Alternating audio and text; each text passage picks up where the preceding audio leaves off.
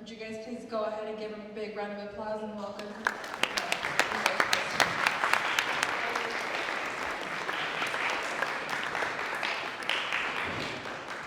Thank you so much. I'm excited to be part of this Life Teen ministry.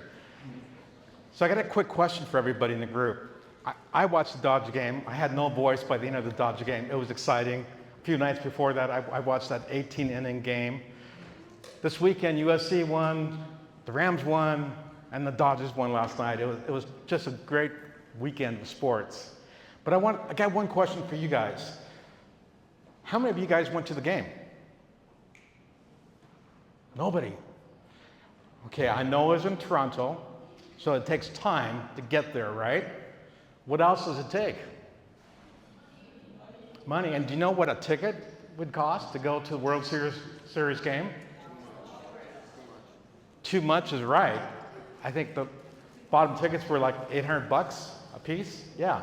But wouldn't it be great to take a friend, take your mom, take your dad, take somebody who loves the Dodgers, take somebody that couldn't afford it on their own, right? So we're going to be talking about money. And it's a subject that a lot of people don't like to talk about. In fact, when I used to be at the dinner table with our family, my dad would say, "Don't ask me about work. I don't want to talk politics at the table. And please don't bring up money," right? Because if you bring up money, sometimes people relate that as not so good, or you just want something, right? And we shouldn't always just want something. But I'm going to give you a different perspective about money. Because without money and our time, the church would have a very hard time. We wouldn't be able to support so many needy families and so many people that need our help. The number one thing they need is our time and our money. And if we could give that, if we could earn money and then be able to give that back, how good does that feel? It feels pretty good. So we're going to be talking about God and goals and financial foundation. So this is one of a four-part series where we'll be talking about the financial foundation. So I've got, if you could look at below the opening reflections, for where your treasure is, there also will be your heart. Matthew 6:21. Can somebody tell me what that means? What does it mean to you? Yes? Wherever you put all your time and effort into, that's where your heart will be, that's where you will love it and you will cherish it. Yes. And for being the first one, you get a copy of my book. Thank you so much for that. That is true. So if we were just to put a lot of our effort into making money, right, we're not being a servant of God. But we can make money and have it be a gift and be a servant. So we're going to be talking about that as well. So we'll be building God's way with wisdom, gratitude, and a purpose.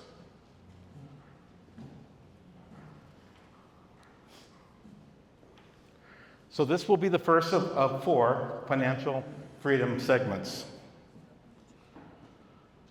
Okay, and I just gave away a copy of my book, which I put out. I've written about 5 books, and that book I put out about 2 years ago.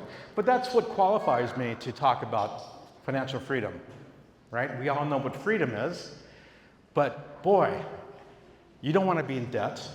You don't want to owe anybody any money. And you want the freedom to go on vacation when you want, to buy those Dodger tickets when you want, to be able to take your mom and dad out to dinner rather than them always picking up the check, right? Wouldn't it be good to have some money? So if we look at somebody who's very successful, we can look at the iceberg, right? And you know the iceberg brought down the Titanic. And if you look at that iceberg, you might see a very successful person. But you don't realize, what does it take to be successful? Anybody with any answers? Yes? Mistakes, yes. Hard work. Yeah, let's take a look at some of these things. So you might see somebody that has success, but it takes a lot of persistence. You're going to fail sometimes. You're going to make mistakes. There's going to be sacrifices. There's going to be good habits that you're going to acquire. There's going to be a lot of time that you're going to have dedicating to your business. And there's going to be also disappointments. So what people see is they just see the top. They see that you drive a nice car. They see that you have a good job. But they didn't see all the things below that led you to that. And for many of you, some of the hard work you're putting in by being a part of this group, by continuing your education. So financial freedom is available to those who learn about it and who work towards it. And that's by Robert Kiyosaki. Anybody know who Robert Kiyosaki is? Okay, there's a really famous book that he wrote, and he's written probably like 20 books. And it's called Rich Dad, Poor Dad. You recognize that book? Okay. Have you read the book? Okay. So I recommend that book, Rich Dad, Poor Dad, to everybody. So it really helps us to think outside the box and to be successful. So through church, we've learned and we know that we've got to be good stewards. So being a good steward of our time, our energy, and money means using them wisely, with purpose, and in ways that always, always honor God. So stewardship of money, if we talk about the money aspect, we know that we have to know how to manage a budget, right? Knowing where the money is going, how much money is coming in, how much money is going out. We also want to be generous. We want to give to the church. We want to give to the poor. We want to give to all kinds of causes that we'd like to support. Wisdom comes along with that, making decisions that support long-term stability, right? For you, having the wisdom not to get into a lot of debt. And investing. And one of the things I like to do by teaching young people is teach them how to invest. Because if you can learn now how to invest, you're gonna learn more and more each year. You can become a good investor, and it's like having a second and a third job. You got money coming in 24 hours a day, 7 days a week, because you've invested wisely. It's not always going straight up. There's times when it's going down, but the longer you do it, the more you learn, and the better investor you become. If you were to put your money in a bank, how much money do you think it would make sitting in the bank if you went to B of A? It would make about 0.5%, maybe 1%. Yeah? You said yeah.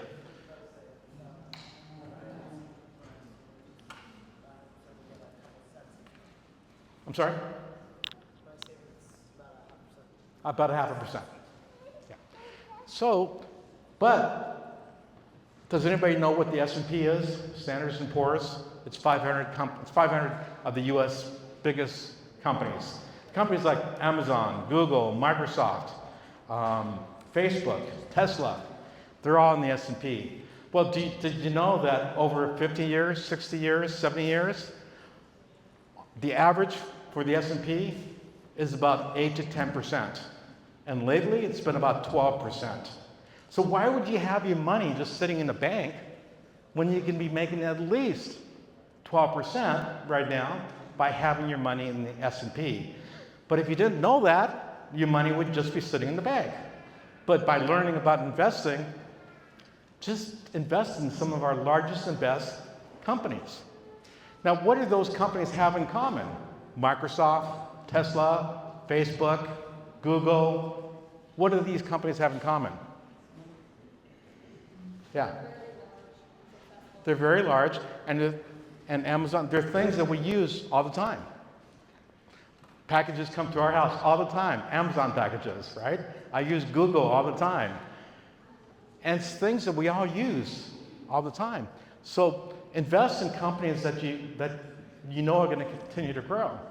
What's the second thing that's the most common with these companies that I mentioned? Tesla, Google, Microsoft, Amazon, Apple. What else is unique about these companies? Go ahead.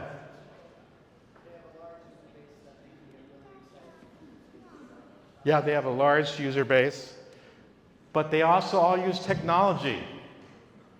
So why is technology so important? Well, technology is fantastic because you build it once, you keep improving it, and then you can expand it worldwide.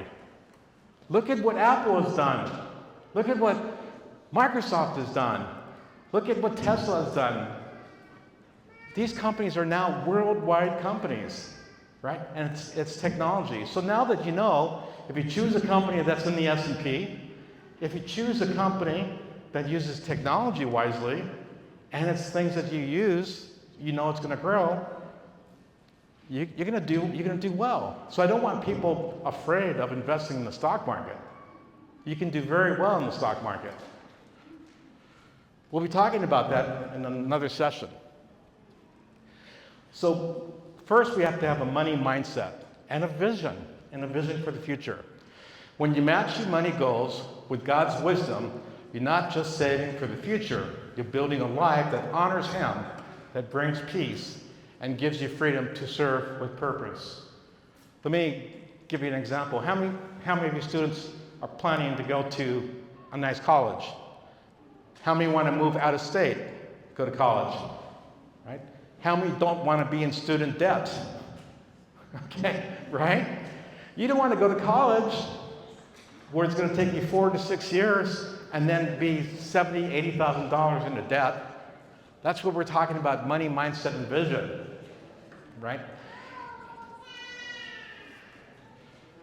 So let's talk about 10 life lessons. The first thing you have to do is when you wake up in the morning, you have a choice to make. Your choice is either you're going to put those covers back over you because you just looked at your social media page, somebody gave you like something that you didn't like, or you saw somebody in politics say something stupid. We can put the covers back over our head, or we can have a positive mindset. And in a positive mindset is you're always waking up, looking and thinking about what can you do today to make it a good day. For example, right now the unemployment rate is kind of going up because AI is replacing a lot of jobs. So the unemployment rate might be about 5% right now. But if you look at it in a positive mindset, 95% of the people are working, right? So a negative mindset says, oh man, 5% of the people are not working. I'm not going to get a job.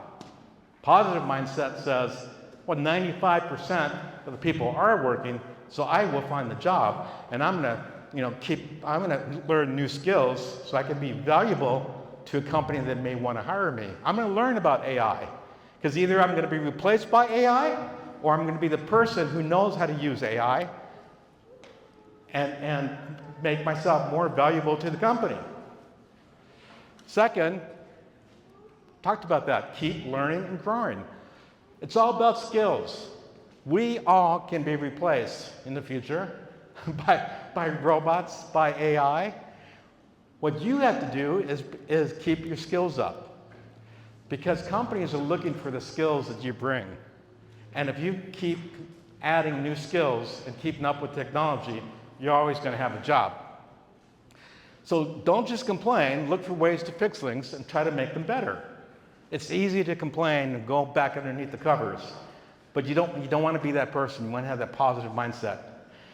Mistakes, they happen. We're all going to make mistakes. Look at the little baby who's learning how to walk, and the baby falls down 200 times, and all of a sudden it just starts running across the room. And you guys, how many times have you crashed on your bike or moped or whatnot? Or done something? We all make mistakes, but learn from those mistakes and keep moving forward. Set goals. What do you want to accomplish in life? Don't just live life day to day. Have some goals. Like I saw a lot of people that said they wanted to go to college, that have some goals that says, okay, I'm going to have this much money saved up. I plan to complete my education within 4 years. This is my major because I know what I want and I've investigated that. Find mentors. This church is so filled of good mentors, people that are willing to talk to the youth one-on-one to help you. When you got questions, reach out to somebody and have a discussion. Find good mentors. Also take care of your body and mind, right? It's a gift from God. Take care of your body and your mind. If your body isn't fit, then your mind's not going to be fit. You need to keep your body in shape. You need to exercise it, and it's going to exercise your mind as well. It's really important. Then be dependable. If you say you're going to be someplace at 9 o'clock in the morning, be sure that you get there at 10 minutes to 9. You want to be that person that people can depend on. People like that. And then the last, number 10 of the life lessons is always, always be grateful. Gratitude has so much meaning every day when you wake up and you say, God, thank you for this day. Lots of things are going on, but I'm alive and I'm going to do this. Be grateful for every day. So now let's talk about the 10 steps to financial freedom. All right, so the first thing we have to do in step number 1 is know where you stand, right? And when I say know where you stand is what's your current situation? Current situation is I'm going to graduate from high school in 2 years. I better figure out a college. This is what it's going to cost. And how am I going to be able to afford that? Have you had a discussion with your parents? Are you working a part-time job to make some money? Are you learning some new skills? 2 is set your goals. If you don't have goals that are set, you're just going to be aimlessly walking around and lost. You got to have goals. That doesn't mean that they have to be 100% correct. We can change them. You can change them every week. But you got to have some goals so that when you wake up in the morning, you know what you're going to do that day in order to become better. 3, when it comes to financial freedom, is we got to track where your money goes, right? Some people have a habit of going to Starbucks 3 times a week, and then maybe getting something to eat at Starbucks. Well, that adds up. $15 by the time a coffee and a latte, and then you get a little sandwich. It's $15. Okay, you take that $15. If you just do it twice a week, that's $30 a week. So instead of spending that money, if you took that money, $30, $60, $90, $120, and you started to invest that money is going to start to work for you. You're going to have compound interest. You might be making 12, 15% on your money, and you're getting into the good habit of investing. 4, spend less on useless junk. So maybe have a cup of coffee at home or whatever you drink at home, but don't be spending the $15. Don't be buying things just for the sake of buying things. Think about the opportunity costs. Where else can that money better service you? What else can you do with that money? And if you start learning how to invest, you can make that money grow. Number 5, pay off your debt as soon as possible. Anybody here have a credit card yet? Okay, a handful of people. What's the interest rate on a credit card? Yelled out. How much interest do you know? Is it your mom and dad's credit card? You never see it, you just spend the money? Or does anybody pay? Do you pay your credit card? 25% is right. So 25% is correct. That's the average amount that people are paying on their credit cards. So where does that money go to? When you pay over time 25%, who gets that money? The bank. For doing what? We're doing nothing. We're just collecting your money, sending you bills. Well, so I don't want you to pay the bank 25%. I want you to invest that money and you get paid 25% interest. It makes a huge difference in your life. So we don't want credit card debt. You want to minimize student loans. And then you want to save. You want to be saving your money, right? So that you don't have to use a credit card. You want to, people say that you should save between 3 and 6 months of your income. So that, how many people have cars? So if you get a flat, somebody threw a bunch of nails on the street.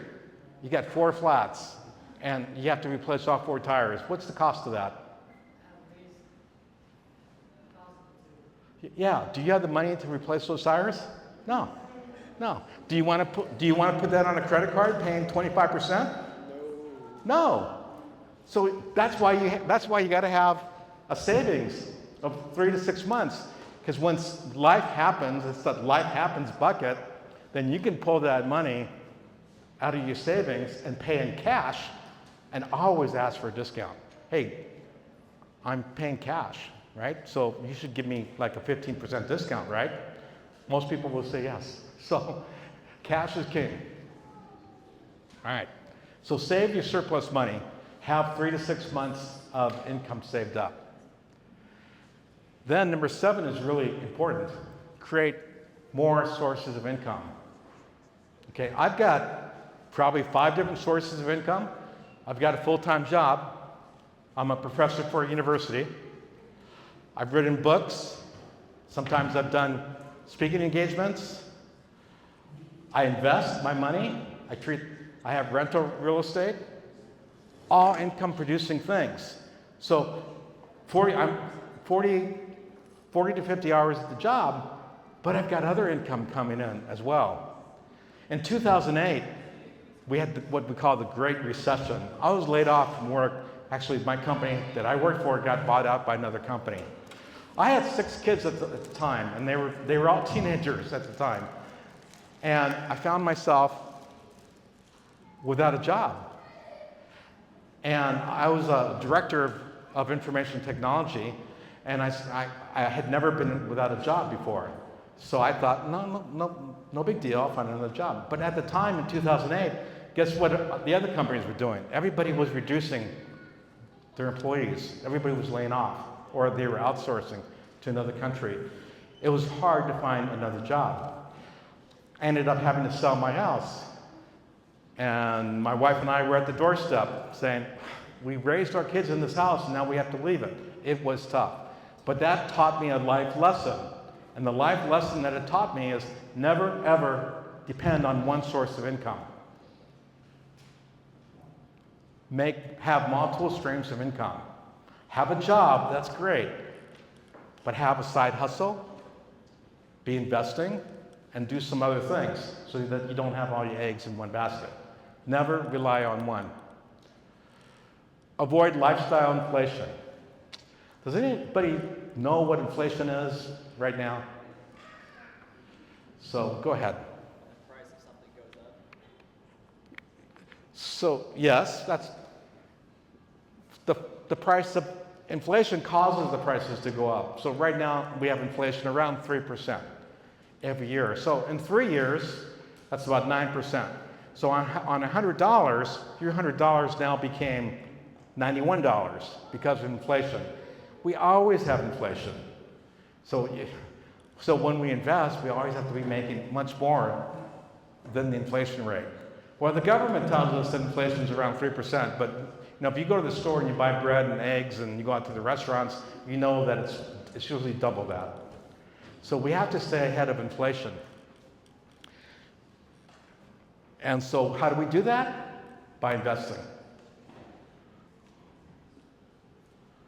So we're going to be on a 4-week journey talking about God, goals, and financial foundation. We'll be understanding money, and then last we'll be teaching you guys how to start basic investing and building wealth and purpose. So there's a few people that have credit cards. Does anybody know what a FICO score is? Fair Isaac Corporation. So yeah, so everybody who has debt has what they call a FICO score. It's a credit report. And on this credit report, it lists, you'd be surprised all the information that it lists about you. Every single debt that you have is on this credit report. And so when banks make a decision, if you want to get a car, if you want to open up a credit card, if you want to buy a house, they always look at your credit score. And the best credit score is 850 points.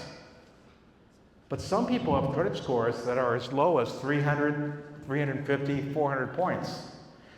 Well, what the banks do is the person that has a credit score of 800 and above, he's going to get a lower interest rate on a house or a car. And the person that has a bad credit score is going to be paying a lot more interest. So you want to have a good or as good as possible credit score, because it's something that stays with you your entire life. Every time you buy a house, a car, every time you open up a credit card, the first thing they're going to do is pull your credit score. So credit score, they have 5 elements. So we'll be talking about what those elements mean so that you know how to keep a good credit score.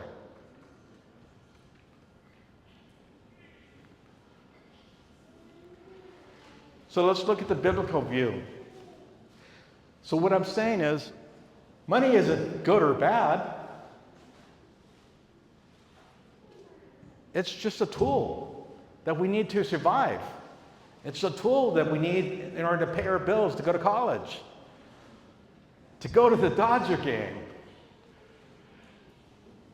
So I'm not afraid to talk about money. I'm not afraid to talk about investing money or to have lots of money, because I know that the more money that I have, the more money I can give to the needy people and needy causes, to contribute to people that are not as fortunate as we are. So me, I love making money, because then I can give to the causes that I want. I can give more to the church, when I want, and more to homeless shelters and whatnot. So stewardship means managing what God gives us, right? If God created us and we're good stewards and we learn how to add value to our jobs and we can make lots of money, that's a good thing. We're managing what God gave us. So we want to use our money to serve, not to control things, but to serve and to help others, right? One day, your parents have been doing a great job.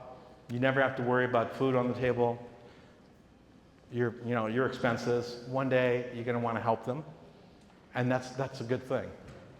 Everybody gets older. So I want you to think about, when I was talking about those companies, let's talk about Tesla. Do you know who started Tesla? Elon Musk, correct. And you've answered a few questions, so there you go. Thank you.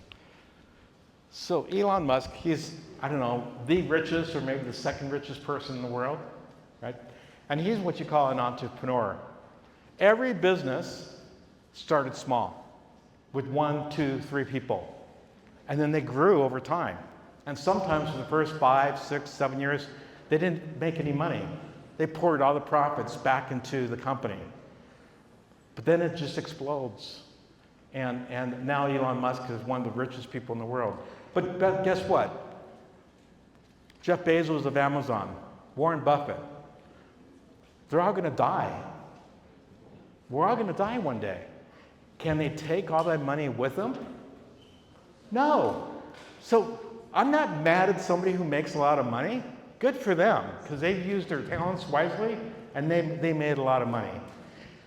But the difference is they get to donate their money to the causes that they want, to support the groups that they want their money to go to, which is a good thing.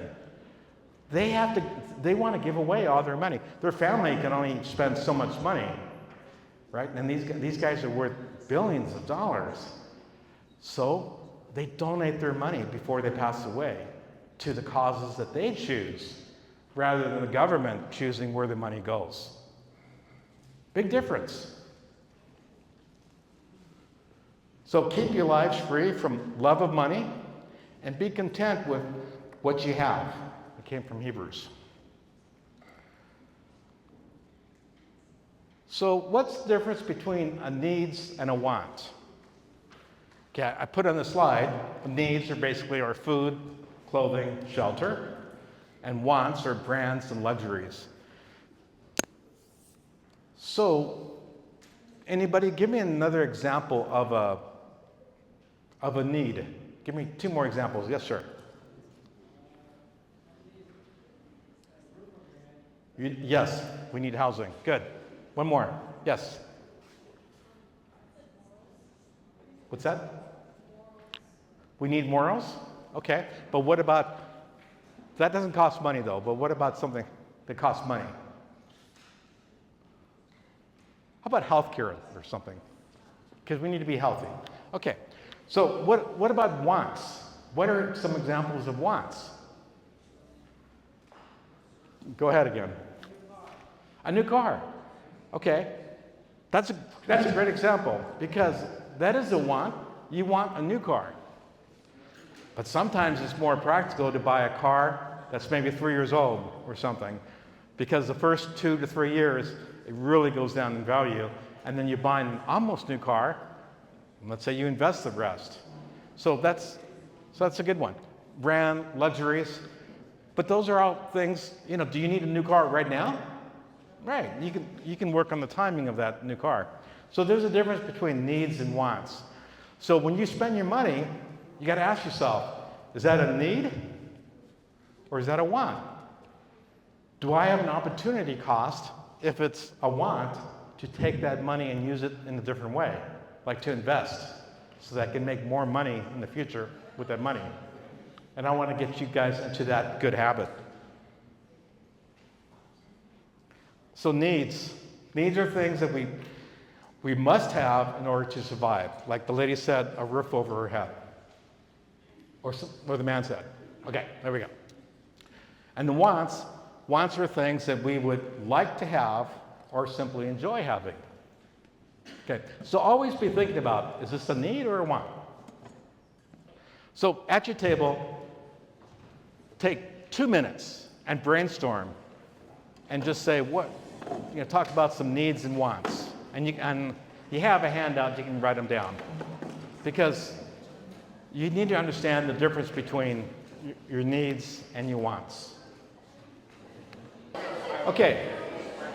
Somebody give me a table. Did you come up? Oh, you were the first one. Go ahead. Give me like 3 needs. You need water? We need health care? And what? A relationship with God. Love it. So you've got 3 wants. Go ahead. They're coming from a young lady. Let's see what the wants are. To travel, like vacations, a happy family for the future, and financial freedom. That was excellent. Thank you. And yeah.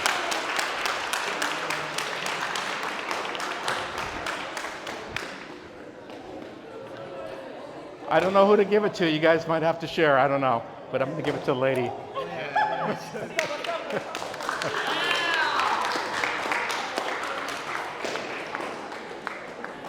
Okay, so I just want you guys to recognize that there's a big difference between needs and wants. So you need to be asking yourself, do I need this? Right? Because it's essential? Food, water, housing? Or do I just want it? And maybe those wants you can spend a little bit less money so that you can invest the difference. So that's what I want you guys to start thinking about. Okay, stewardship in action. As you know, everything we have comes from God. We honor Him when we manage our money wisely. And our time, our talent, and our treasure equals true wealth. How can we manage our money in order to honor God? So one more person to participate, and then we're almost done. How can we manage our money to honor God? Yes? Leave enough money to donate to different charities. I love it. Leave enough money to donate to different charities. Yes, good answer. Okay, so does anybody know what SMART goals are? Okay, so we can use SMART goals for financial freedom. So SMART goals are what we call specific, measurable, achievable, relevant, faith-focused, time-bound. An example of that is, I want to lose 10 pounds, right? I can measure that, 10 pounds, within 30 days. Can I measure that? Yes. It's time-bound. Is it achievable? Yes. Is it relevant? If I don't want to be fat, it's relevant. So when you write your goals, try to make them SMART goals, right? So that you kind of have to think about it a little bit more. An example, I'm going to save $20 a month for 6 months to buy Christmas presents for my kids, my mom, my dad, whatever. So that would be a SMART goal, saving $20 per month for 6 months. We don't have time right now to write a SMART goal, but you can do that on your own. I gave you that worksheet, but be thinking about that.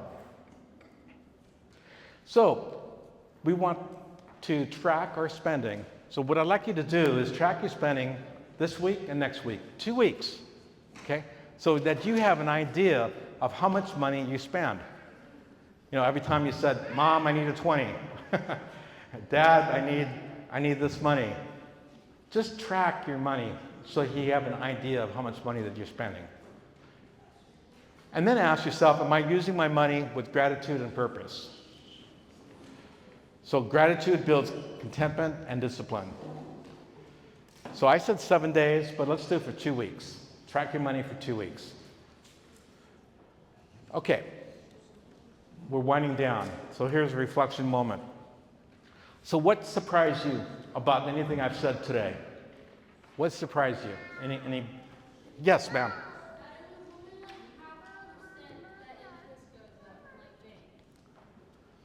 Half. A half of 1%. That's all if your money's in the bank. Yeah. And if it's in the S&P, if you start investing it, you're going to get, over the last 60 years, it's been between 8 and 10%. So we have to learn how to invest our money in the stock market. Okay? What's one change you're going to make with your money? Anybody? Yes. Well, how about you in front? Because, yeah. Spend it wisely. Don't just, money, somebody's got to make that money. So just don't, hey, Mom, I need 20 bucks, and then just spend it at Starbucks. That's not spending wisely. How many have done that? Have you done that before? Yeah. Okay. Last question. Who inspires you to be financially wise? Let's give it to somebody else. Yes, sir. My dad.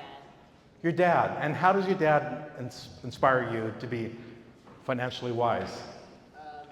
He has a set goal of how much he's going to spend each year, and then lives up to that goal. And at the end of the year, he has a little bit left over. This is excellent. If you could say it out loud, because that is so good. That's right on. My dad has a specific goal for each year that he's going to live up to, and at the end, he usually has more money than he expected, so he usually gives to charity or to the homeless people. Give him a hand.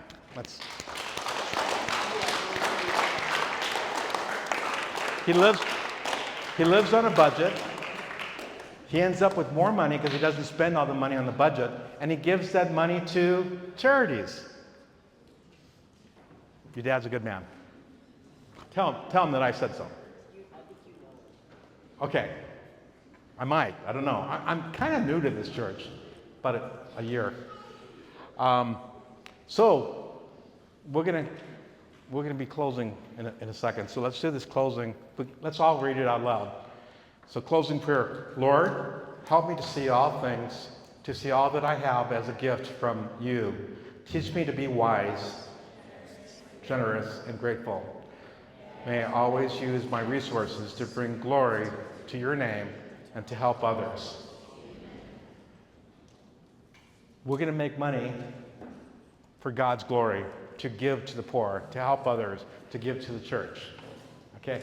Making money is not a bad thing. So don't be mad at one guy because he's got lots of money. He's going to die like everybody's going to die. He just wants to choose who he's going to donate his money to at the end. So with that, thank you. And so the next time we meet, we're going to start talking about understanding money and budgeting basics. That's why I want you to track your expenses for 2 weeks. Write down some SMART goals in a spending log. Everybody has a handout, so fill in the blanks on the handout. Bring it back. And I'm going to open it up now for any questions that anybody has as we wind up. Does anybody have any questions? Yes, sir. How long does it what? Everybody's different. It depends. Some people, that's a very tough question. But I will tell you that in 2008, during that Great Recession, I pretty much lost everything because I had rental houses, and those people were also struggling. They weren't paying me. So I lost some rental property, and I lost my job. And that's when I decided that I'm not going to depend on one company for my income anymore. I'm going to have multiple streams of income. And now I'm very comfortable with the money that I have. So, I don't know, 15 years? But it's different for everybody. Good question. Other questions? Yes, sir.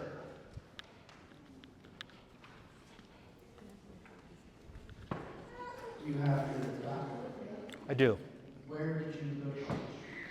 I went to Northwestern University, and my doctorate is in international business. Where could I find a copy of your book?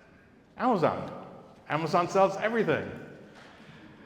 So I just put out a book about 3 months ago, and I'll tell you about that book because your parents might want to see it. It's called Retirement Reimagined. Now, here's an opportunity for you guys that you need to think about, and this will be the last thing I say as we wrap up. 11,000 baby boomers, which are my age and a little bit older, a few younger, retire every day. Every day, 11,000 baby boomers retire. And many of them have businesses, and they want out of their business. So it's an opportunity for younger people to maybe learn about their business and maybe buy their business, and they would mentor you for a while. So in the future, if we want to think about a positive mindset, there's a lot of opportunities with all these businesses that us baby boomers just want to get out of because we want to retire. So that creates opportunities. Excellent question. So my books are on Amazon, and you can just put in my name, Dr. Robert Ramirez. The one that I think you're going to want is the Achieving Financial Freedom, because everything I talked about is also in the book. Okay. Got time for one last question? Or how many more questions? What's your most successful What's your most successful book? So far, it's Achieving Financial Freedom. But I think Retirement Reimagined is probably going to surpass that, because in my generation, I know a lot of people that are my age. And here's the thing. I said 11,000 baby boomers retire every day. When Social Security came up, you guys know what Social Security is? Okay, 1935, Roosevelt, everybody starts getting Social Security. So people were only living, people could collect Social Security at 65, but people were only living till 67. Okay, so people were dying at 67, so they collected Social Security for 2 years. Well, now, because of biological drugs, because of better health care, because of how clean the environment is, our houses and everything, we are living 25, 30 years longer than they ever planned for Social Security. So my book was written because people are going to run out of money. People didn't think they'd be living 25 and 30 years longer. So the book Reimagined, Retirement Reimagined, is about what I told you guys. Have different multiple streams of income coming in that work for you even in retirement, so that you keep coming into money. Because the money will run out if you're not investing it wisely and you don't have multiple streams of income. Excellent question. I think I'm done. I'll be back in 3 weeks or a month. No, Or, November, December 7th is the next one. okay. You guys were a fantastic group. I look forward to being here again. Thank you so much.